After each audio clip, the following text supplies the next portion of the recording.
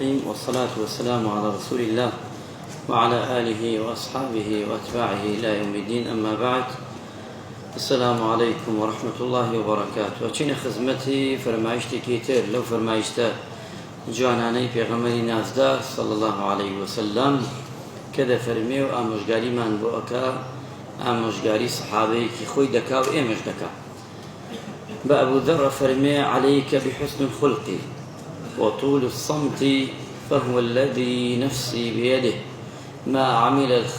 الخلائق بمثلها. پیغمبر إخوة فرمي عليه الصلاة والسلام واتدز بقرا الروجواني أي أبا ذر ودز بقرا بيدنجي يعني زور جار بيدنگ بيها البجيرة فرق سمكة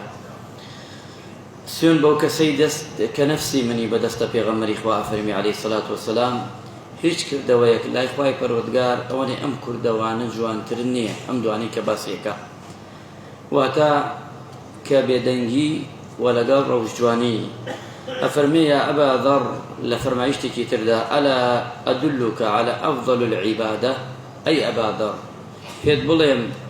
لە گەورەترین و باشترین عیبادەت کە تۆ ئەنجامی بدەی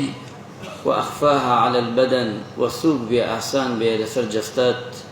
وأثقلها في الميزان ولسر ميزاني خواي پروردگار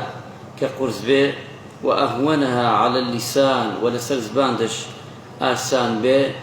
أو بيدنجي زور جار حل بجيرة أجي خير توينبو كواتا بس خير نبي بيدن نابين جيجا خير بعض جار بيدن بين باشا لهنده باسو خواسايا. خواهی رحمه الله ملائم کنم که عاقبت خیر من